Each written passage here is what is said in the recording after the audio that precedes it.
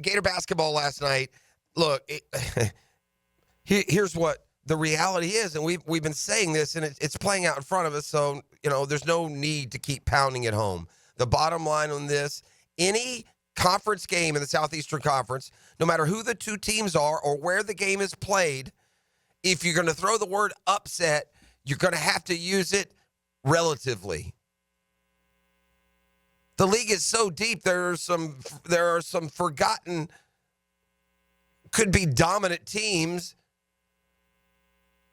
that have been overlooked to this point. And boy, Exhibit A last night in Gainesville, Missouri would certainly fit that bill. I mean, look, did Missouri come to town with a chip on their shoulder? Maybe they should have. They were 13-3. They were 2-1 in the SEC. They had already beaten a number one team this year, Kansas, and yet they were unranked. Their host, Florida, was 14-2, one game better, 2-1 in the SEC, same record, and had one win over a number one team, in this case, Tennessee. Florida was a 10-point favorite.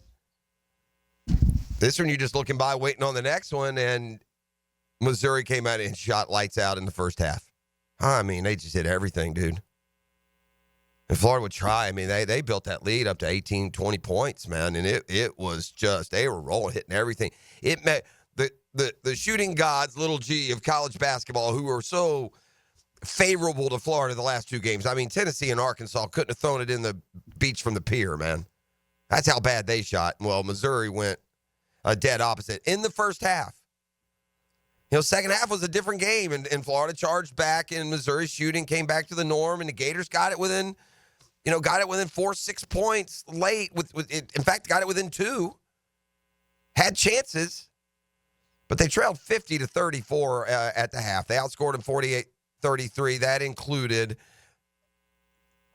a last-second three-pointer that didn't matter, cut the margin from 4-1.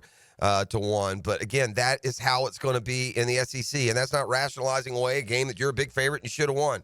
Should have won the game. Have a 16-game home win streak snapped as well. Not minimizing that, but I'm just telling you, the surprises aren't as surprising as you would think they might be.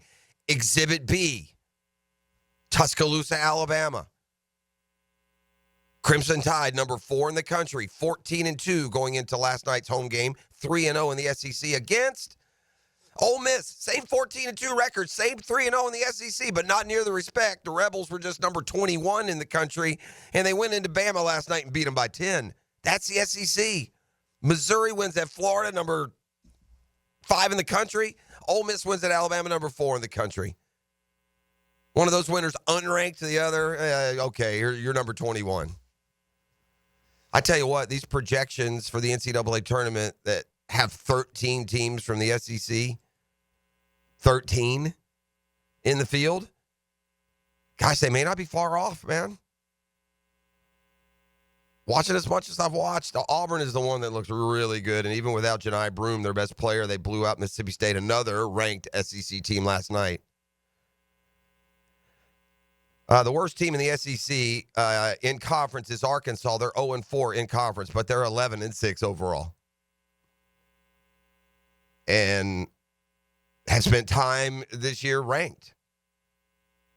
But we've done this before. I won't keep doing it every week. But the overall records in the league are just sick. Auburn 16-1, Ole Miss 15-2, Alabama 14-3, Kentucky 14-3, Missouri 14-3, Tennessee 15-1, Georgia 14-2, Florida 15-2, Mississippi State 14-3, Texas A&M 13-4, Vanderbilt 13-3, LSU 12-5, Oklahoma 13-3, Texas 11-5, South Carolina 10-6, Arkansas 11-6. 16 teams deep, the worst record, 10-6. And that's the South Carolina team that almost beat number 1 Auburn. You could argue should have beat Auburn.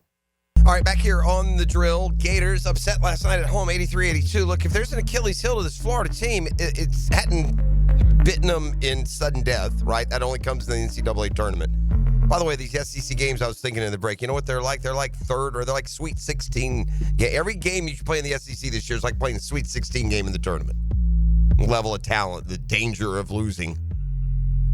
But anyway, there's an Achilles heel for this Florida team, man. The elephant in the room here is the free throw shooting. You lost the game by a point last night. Again, here, 21 of 31 from the free throw line. Not going to get it done, man. Alex Condon's a big banger. He can't go 2 for 5 at the line. Will Richards, a smooth stroke, can't be 50% from the line. Walter Clayton's a 90% free throw shooter. 7 for 9's a good night. Ain't 90%. 67% from the line yesterday. 21 of 31. And this has cropped up. It cropped up in losses, in the other loss, but in wins. They've not been able to salt things away sometimes at the free throw line. And that's going to be a problem when you're facing the best of the best and the field of teams still alive, thinking NCAA tournament starts to dwindle.